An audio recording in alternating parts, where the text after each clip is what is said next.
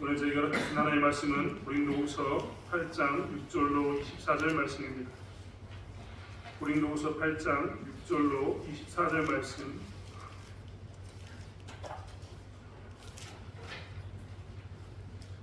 고린도후서 8장 6절로 24절의 말씀을 드렸으면 한 목소리로 함께 합독하겠습니다. 그러므로 우리가 기도를 권하여 그가 이미 너희 가운데서 시작하였음즉 이 은혜를 그대로 성취하게 하라 하였노라. 오직 너희는 믿음과 말과 지식과 모든 간절함과 우리를 사랑하는 이 모든 일에 풍성한 것 같이 이 은혜로 풍성하게 할지니라. 내가 명령으로 하는 말이 아니요 오직 다른 일에 간절함을 가지고 너희의 사랑의 진실함을 증명하고자 하노라.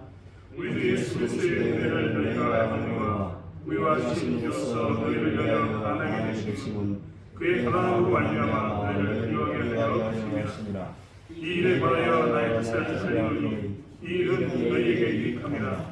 너희가 1년 전에 그가 일을 먼저 시작할 뿐 아니라 원하기로 하였으니 이제 하는 일을 성취할지니 마음에 원하는 것과 같이 말씀하되 있는 대로 하라. 할 마음만 있으면 있는 대로 받으실 터이요 없는 것은 받지 아니하시리라.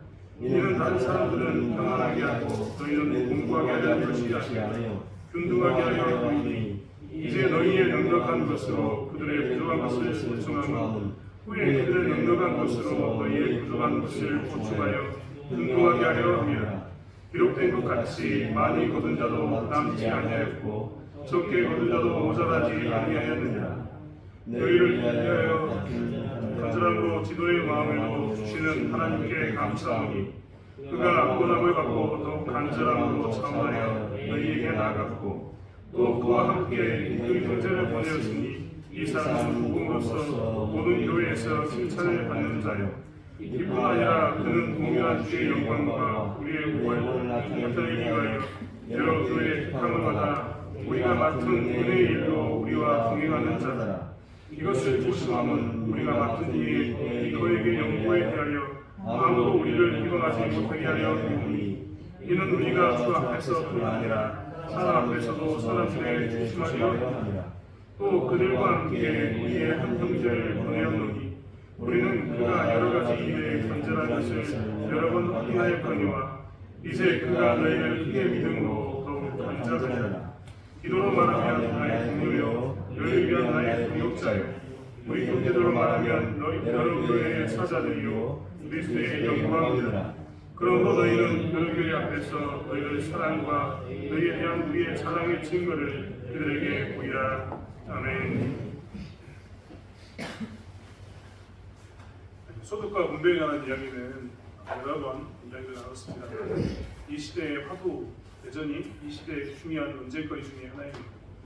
소득과 분배, 즉 능력 있는 사람들이 많은 것을 벌고 능력 있는 사람들이 많은 것을 소유하는 것과 능력 있는 사람, 많은 것을 본 사람의 것에 대해서 일정 부분을 떼어서 가난한 자들에게 나누는 것, 이 분배에 관한 문제는 매년 매 시대마다 굉장히 큰 시대의 화두였습니다. 이게 어느 것이 좋다, 어느 것이 나쁘다 이런 문제를 뛰어넘어서 너무 많은 소득, 그리고 너무 가난한 사람, 이 소득의 양극화는 항상 사회의 문제가 돼요. 이 사회의 문제가 될수록 결국 그 사회가 어떻게 되느냐?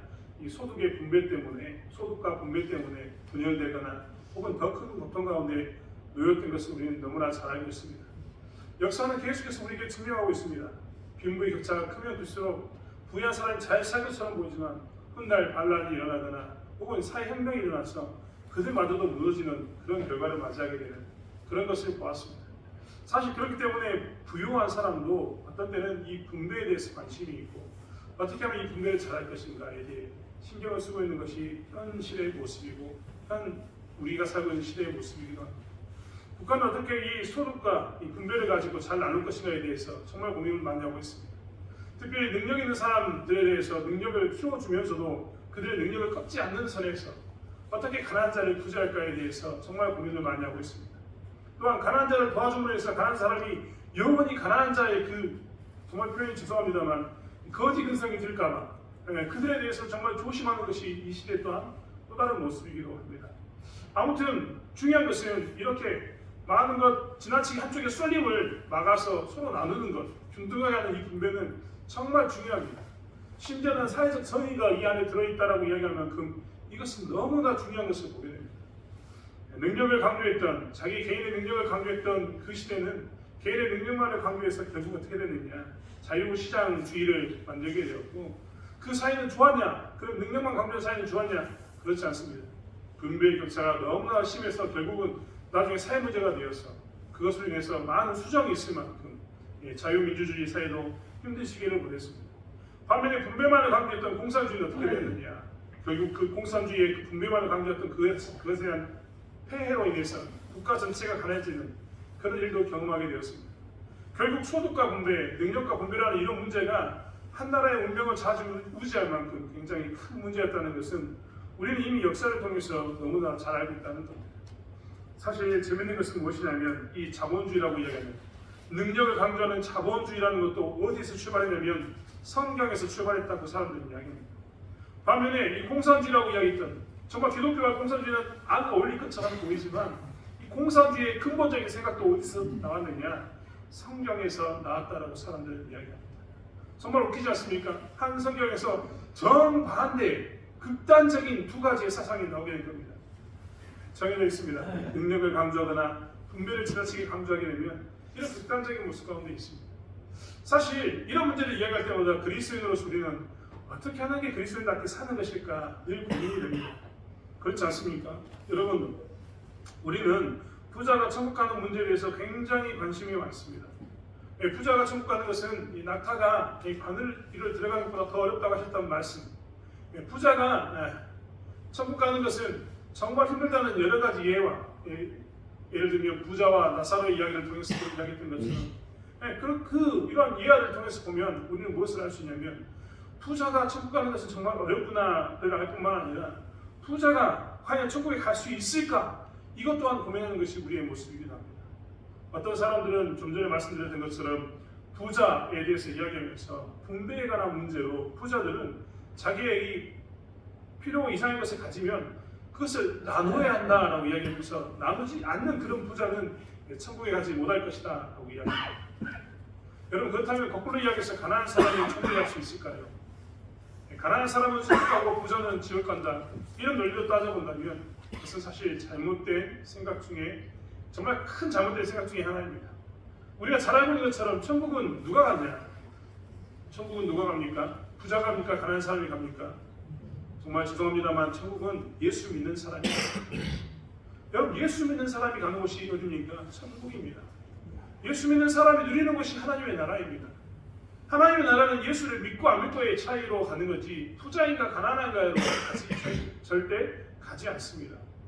부자가 천국 가기 힘들다 이 말에 대해서 우리는 조심해야 됩니다. 부자가 천국 가기 힘든 이유는 딱 하나밖에 없습니다. 돈으로 모든 것이 해결될 수 있기 때문에 그는 하나님을 찾지 않습니다. 부자와 나사로 이야기를 통해서도 보면 나사로는 환난을 당합니다.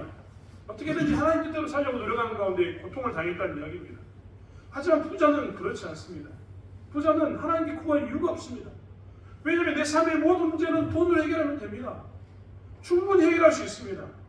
여러분, 가난한 자의 좋은 점이 뭔지 아십니까? 저도 가난해 본 적이 있는데요, 가난하니까 기도가 절로 나오더라고요. 가난한 사람은 방법이 없습니다. 왜요? 내 능력 할 수 있는 게 없거든요. 내가 일부러 가난한 것도 아니고 내가 정말 그 상황 가운데서, 예를 들면 제가 목회자로 산다고 이야기했을 때 제 월급이 90만 원이었습니다. 90만 원 가지고 어떻게 삽니까? 6가족이. 6식구가 90만 원으로 살 수가 없습니다.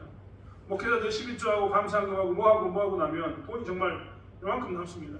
거기에 월세 내면 진짜 이만큼 남습니다. 거기에 사회받다고 중고등 아이들 이것저것 먹여 하다 보면요 진짜 이만큼 남습니다. 카드가 떨어진 게, 현금 카드가 떨어진 적이 한두 번이 아닙니다. 그런 자리에 있다 보면 절로 뭐가 나오냐면 기도가 나옵니다. 하나님, 나 돈 떨어졌습니다. 쌀 떨어졌습니다.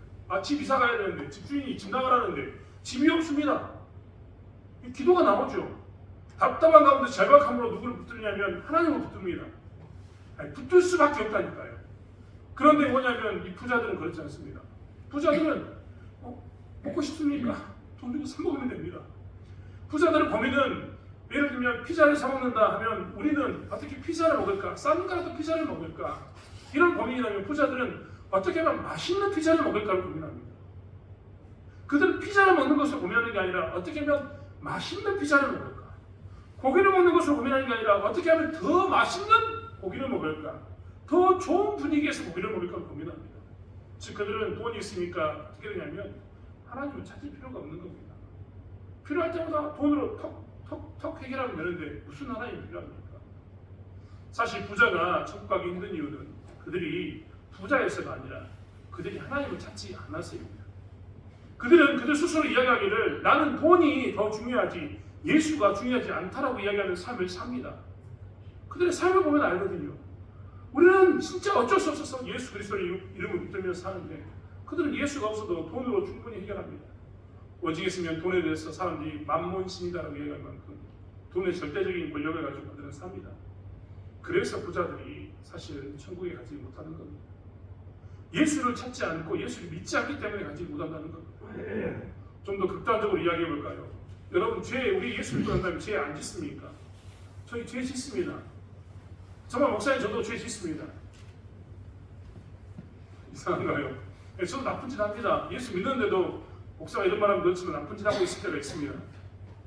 그런데요, 목사가 나쁜 짓 하고 나면 뭐 해야 되는지 아십니까? 저는 예수 믿기 때문에 하나님께 기도합니다. 하나님께 또 이랬습니다. 나 진짜 안 하고 싶었는데 또 이런 모습 가운데 살고 있습니다. 이런 기도합니다. 즉 우리에게 뭐가 있습니까? 예수 안에서 회개가 있고 예수를 찾는 것이 있습니다. 그렇지 않습니까? 사실 내가 예수를 믿고 나면 죄를 지어도 하나님은 내 죄에 대해서 어떻게 합니까?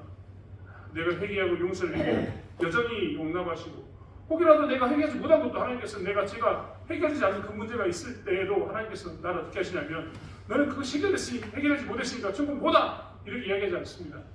너는 예수를 믿는 그 믿음을 보고 내가 부족하지만 천국에 살아가겠노라고 예수 믿는 것 때문에 내가 너를 구원하노라고 예수 믿는 것 때문에 내가 너를 천국으로 구원하겠노라고 이야기합니다.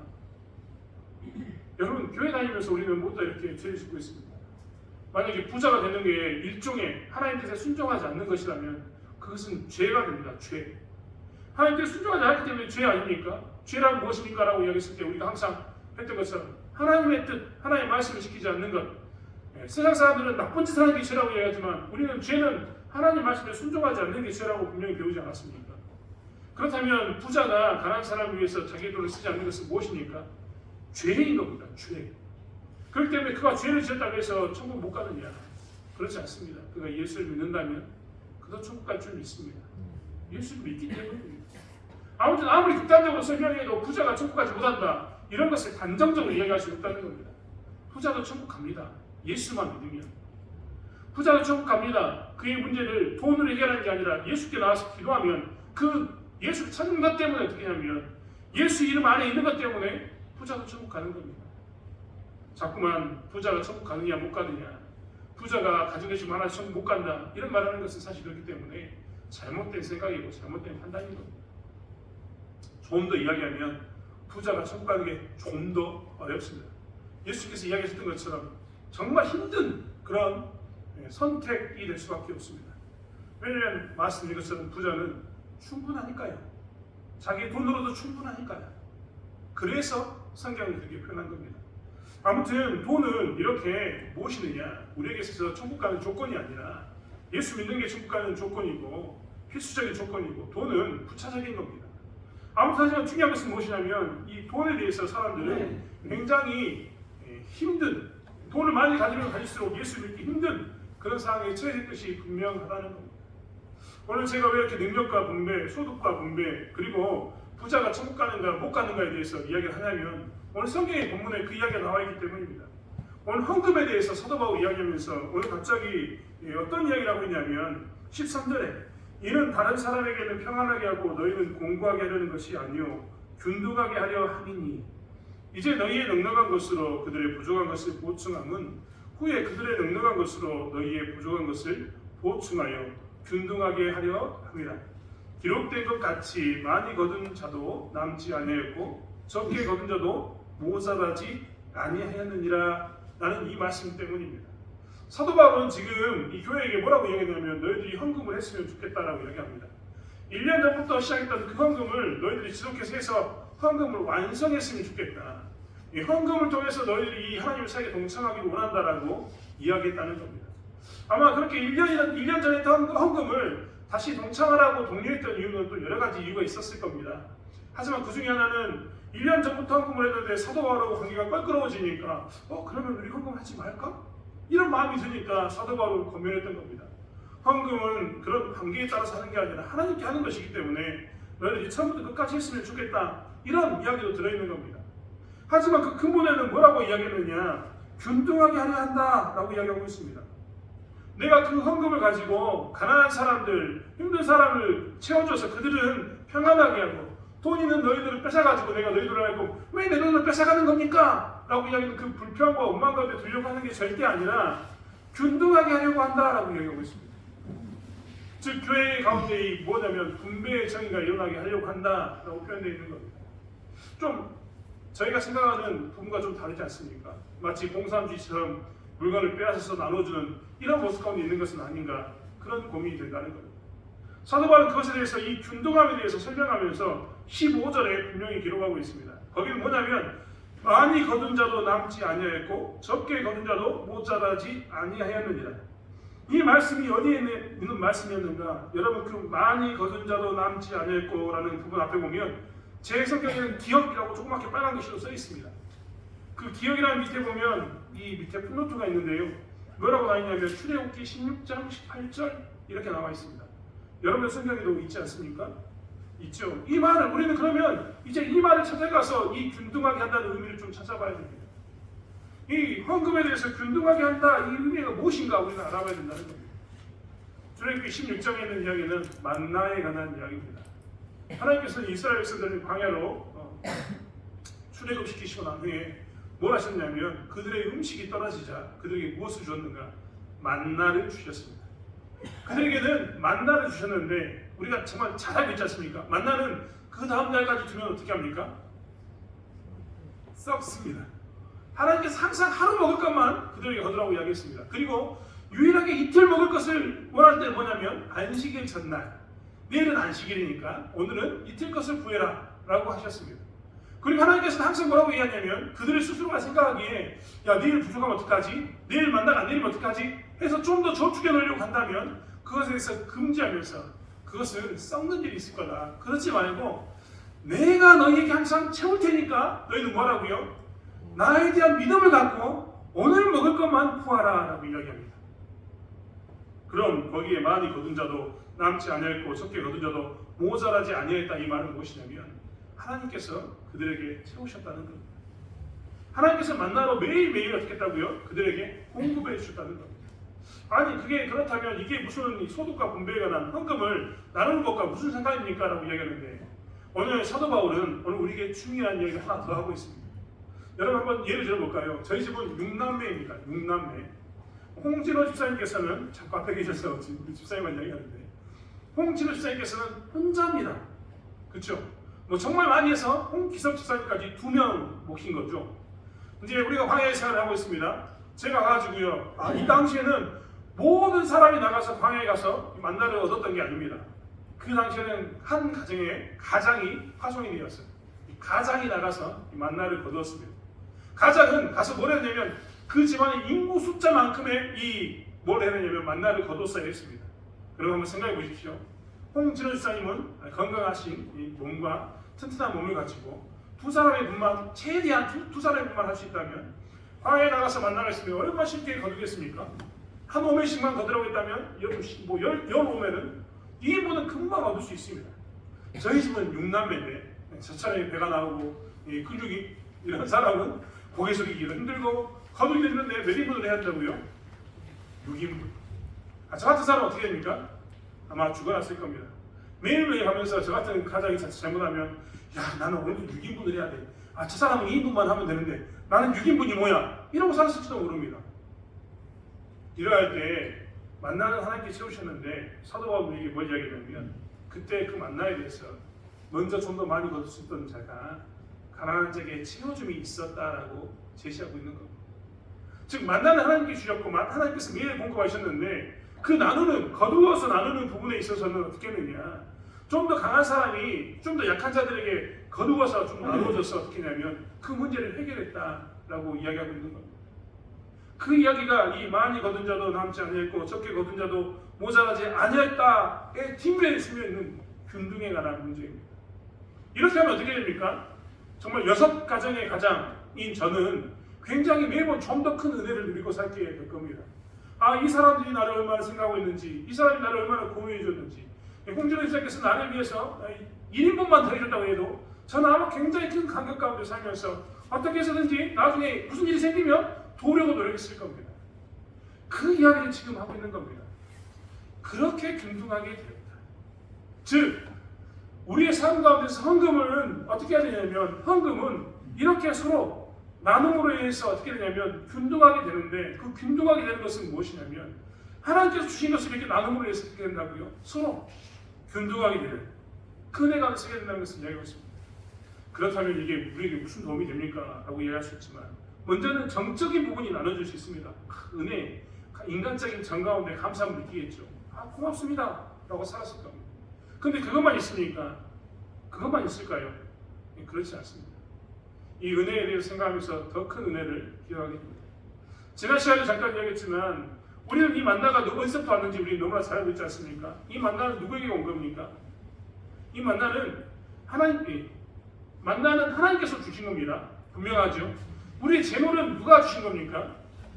하나님이 주신 겁니다. 즉 만나의 주인인 하나님께서 만나를 그냥 주셨던 것처럼 이 돈은 주인이 누구냐면 하나님이십니다. 하나님 우리에게 주신 겁니다. 만나를 홍준호 주사님께서 3인분을 거뒀습니다. 1인분이 남았습니다. 그럼 그 1인분에 대해서 내가 1인분을 더 거두었다 이렇게 이야기할 수 있느냐? 그게 아니라 뭐라고 이야기하느냐면, 내가 어떻게 하다 보니까 내 먹는 거 말고도 1인분을 더 거두어서 하나님께 주신 것을 내가 잠깐 맡아두었다. 이것은 2인분만 내 거고 1인분은 내 것이 아니었는데 내가 지금 어떻게 하다 보니까 1인분을 더 가지게 되었다. 이것을 가지고 나는 뭘 해야 된다? 나눠야 되는구나. 왜요? 내 목숨 2인분인데 그 하나님 주셨던 그 2인분 중에서 내가 1인분을 더 거둬서 생각해 보니까 그것은 내 몫이 아니라 내가 맡은 것이다라는 생각이 들었기 때문입니다. 부유한 사람들이 가져야 생각이 바로 여기 있다라고 사도 바울은 이야기합니다. 자기의 삶 가운데서 자기의 능력이 출중하고 능력이 많아서 자기가 가진 것이 있었을 때 그들은 어떤 마음을 가지고 살았냐면, 이 물질은 하나님께 온 것이고 나에게 허락하는 것은 마치 만나의 2인분을 우리가 집사님이 거둬야 했던 것처럼 내 몫의 만나를 거두고 나머지 것은 하나님께서 나에게 맡겨두신 것이었지, 나는 마음을 가진 것처럼 이 애물의 물질에 대해서도 어떻게 해야 되냐면, 내가 누릴 수 있는 그 분량만큼 내가 가지고 쓰지만 그 이상이 되면 그때는 우리는 뭐라고 얘기하냐면, 아니 사실 그 이전부터라도 물질은 하나님께로부터 왔지, 만나는 하나님께 주신 것이지 내 것이 아니었는데 공짜로 받는 것인데 그 중에서도 내 몫은 2인분이었는데 내게 1인분이 더 남았네? 그렇다면 난 이 1인분에 대해서는 더욱더 이것은 하나님의 것입니다라고 고백하면서 나누면서 살아야겠구나, 이런 마음을 가져야 됨을 이야기하고 있는 겁니다.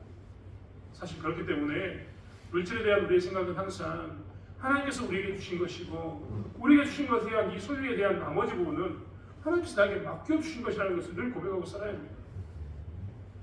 그렇다고 해서 저축도 하지 말고 그냥 다 내놔라 이런 얘기가 절대 아닙니다. 절대 오해하지 마십시오. 하지만 중요한 것은 무엇이냐면, 우리가 어떤 일에 대해서 그 재물에 대한 생각을 가지고 살 때 이 재물에 대해서 항상 어떤 마음을 가지고 살아야 되냐면, 이것은 하나님께 나에게 맡겨두신 것이다 라는 마음을 가지고 살아야 합니다. 그리고 내 필요에 대한 이상이 채워지면 맡겨두신 것이기 때문에 필요하다면 하나님께서 내 게 아니니까 그에게 돌려주는 것, 하나님 뜻대로 쓰는 것이 당연하다라는 고백 가운데서 나누는 삶을 살아야 됩니다. 그게 균등한 삶이다라고 사도 바울은 분명히 못 박아서 이야기하고 있는데, 우리 또한 그런 모습으로 살아야 된다는 겁니다. 사랑하는 성도 여러분, 그렇기 때문에 우리가 할 것은 무엇이냐면, 진짜로 우리가 가지고 있는 이것은 맡은 것이지 나의 것이 아니라는 이 생각을 가지고 살아야 합니다. 나의 몫이 그날 나의 몫으로 주어진 게 2인분이었다면 2인분만 내 것이지 나머지 1인분 더 있는 것은 더 이상 내 것이 아닌 겁니다. 그것은 내가 어떻게 한다 이런 게 되지 않습니다. 여러분 그렇지 않습니까? 내가 더 가지고 있는데 그 결과가 어떻게 됩니까? 만나가 내가 나는 2인분 가졌는데 만나가 1인분이 나에게 돼 있어서 나누지 않고 내가 가지고 있으면 그 만나는 그 다음날 썩습니다.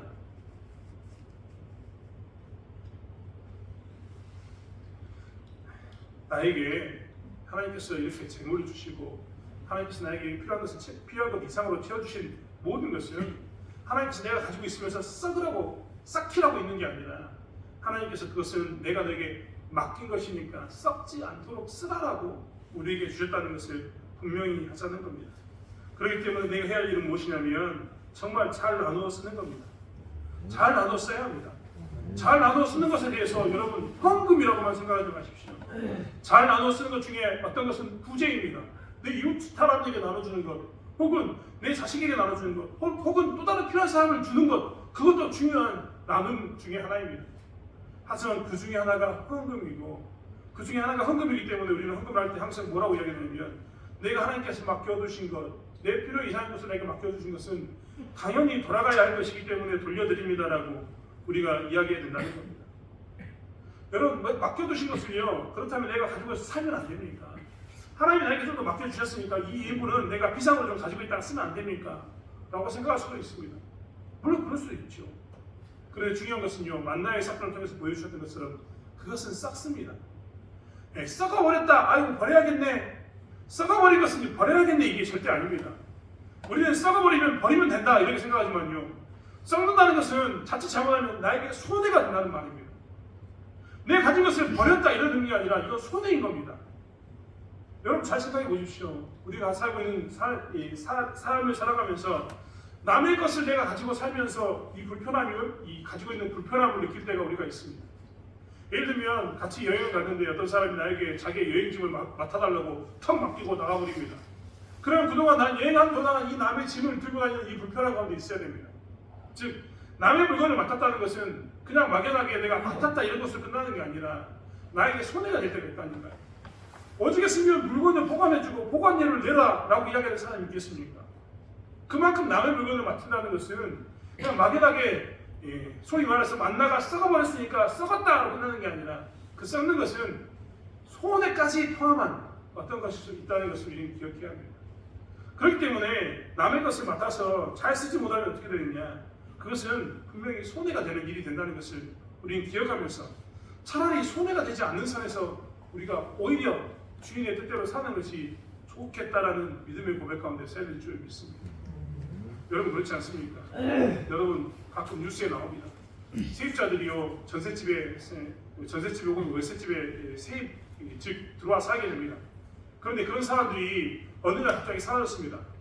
건물주는 이제 기간이 되었으니까 그 사람을 내보내야 되는데 그 사람이 집에 대해서 함부로 처리할 수 있습니까? 못 처리합니까? 못 처리합니다. 법적으로 고발당하거든요. 그래서 고민하는 경우가 정말 많습니다. 이런 것처럼 남의 것을 맡은다는 것은 굉장히 자기에게 불리하게 혹은 손해가 되게 작용될 수 있다는 것을 기억하면서 우리는 맡겨두신 것에 대해서 잘 써야 된다라고 생각해야 합니다. 여러분 만나의 사건을 통해서 하나님께서는 그들에게 많이 거둔 자도 남지 아니하였고 적게 거둔 자도 모자라지 아니하였다라는 말로 우리에게 하나님께서는 하나님의 뜻을 보여주지 않았습니까? 이 만나의 사건 뒤에 하나님께서 하셨던 말씀이 뭐냐면 너희들이 보지도 그동안 그 어떤 사람도 보지도 먹지도 못했던 것들을 맛보지 않았느냐라고 이야기하면서 사람이 떡으로만 사는 게 아니라 하나님의 말씀으로 산다라는 것을 이야기합니다. 지금 그렇기 때문에 많이 거둔 자도 남지 아니하였고 적게 거둔 자도 모자르지 아니하였다 이 말의 의미가 되는 것은 무엇이냐면 혹여 내가 이 사람에게 주었다가 나중에 제가 가난해지면 어떻게 합니까?에 대한 답으로 그것은 하나님이 부족하지 않게 채워줘서 너의 부족할 때 하나님께서 여전히 다른 것으로 채워서 균등하게 하신다, 부족함이 없게 하신다라고 우리에게 말씀하고 있습니다. 만나를 드린 후에 나눈 후에 내가 부족하면 어떻게 될까 라는 고민은 사실 어떻게 보면 사치일 수도 있습니다. 왜냐하면 하나님께서 이스라엘 백성들에게 40년 동안 광야에서 만나를 주셨던 것처럼 우리에게 하나님께서는 우리의 만나가 떨어지면 우리가 맡은 것에 대해서 남에게 나눠줘서 그 다음날이 되었을 때 하나님께서는 여전히 광야에서 40년 동안 먹이셨던 것처럼 우리에게도 우리 일생 동안 하나님께서 먹이실 것이기 때문입니다. 그런 믿음을 가지고 우리는 무엇을 해야 되느냐, 우리 인생 가운데서 하나님께서 맡겨주신 것에 대해서 기꺼이 하나님의 뜻 가운데 쓰는 삶을 살아야 될 줄 믿습니다. 하나님은 우리가 부자가 되는가 가난해진가에 대해서 관심이 1도 없습니다. 하나님이 오직 우리에게 관심 있는 것은 너의 신앙이 좋아지는가, 하나님께 좀 더 가까이 나오는가, 어떻게 하면 하나님과 더욱더 가까워지는가에 대해서 더 관심이 많습니다. 오히려 만약에 우리가 우리의 뒤의 것을 생각하지 않고 우리의 맡은 바를 기꺼이 나눈다면 혼자 우리가 부족했을 때 하나님께 기도함으로 해서 하나님과 우리의 관계는 더 깊어질 것입니다. 하나님이 원하는 방향으로 우리 인생이 세워져 나갈 것이라는 겁니다. 사랑하는 성도 여러분, 그렇기 때문에 우리는 무엇을 해야 되느냐? 우리의 신앙 가운데서 우리에게 맡겨주신 것에 대해서 하나님이 맡겨주심을 고백하면서 내가 내 주인이 아니기 때문에, 이것의 주인이 아니기 때문에 주인의 뜻대로 쓴다라는 그 믿음 가운데 서야 될 줄 믿습니다. 그리고 불안감이 들 때마다 사람이 떡으로만 사는 게 아니라 하나님 말씀으로 삽니다. 40년 동안 하나님께서 만나러 주셨던 것처럼 우리에게도 여전히 하나님께서는 만나러 채워주실 줄 믿습니다라는 믿음의 고백 가운데 서야 될 줄 믿습니다. 그리고 하나님께서 채워주시는 그 균등, 부족할 때마다 채워주시고 부족할 때마다 채워주시는 그 은혜를 누리면서 진짜 신앙인의 그 진정한 맛을 알아가는 저와 여러분이 되길 원합니다. 여러분, 내가 가진 돈, 내가 가진 건강, 내가 좀 더 남들보다 많이 가지고 있는 능력, 이 모든 것은 맡은 것이지 결코 내 것이 아니라는 것 우리가 다시 한번 알길 원합니다. 그리고 나에게 이렇게 많은 것을 맡기신 이유는 하나님께서 그 맡기신 것을 통해서 나누는 나의 삶을 통해서 하나님의 영광과 하나님 앞에 상급거리가 되기 위해서 우리에게 맡기셨다는 것을 기억하면서 나누면서 살며 나아가는 저와 여러분이 되길 원합니다. 누가복음을 공부할 때 불의의 제물로 친구를 사귀는 사람에 대해서 주인은 잘했다라고 이야기는 우리가 다시 한번 그 말씀을 기억하면서 우리에게 맡겨주신 것을 통해서 하나님의 영광을 드러내는 삶을 살아가는 저와 여러분이 되길 원합니다. 기도하겠습니다. 하나님, 우리는 하나님께서 우리에게 맡겨주신 것으로 하나님 영광을 드러내기를 원하고 있습니다. 하나님, 우리는 하나님께서 우리에게 주신 그 수많은 것들에 대해서 이것은 나를 통해서 하나님 앞에서 상급거리가 되게 하시기 위해서 나에게 맡기신 것이라는 고백 가운데 살고 있습니다. 하나님, 나에게 맡겨주신 것을 나누면서 혹여도 불안할 때마다 하나님을 찾고 사람이 떡으로만 사는 게 아니라 하나님 말씀을 한다라고 고백하며 살고 있습니다.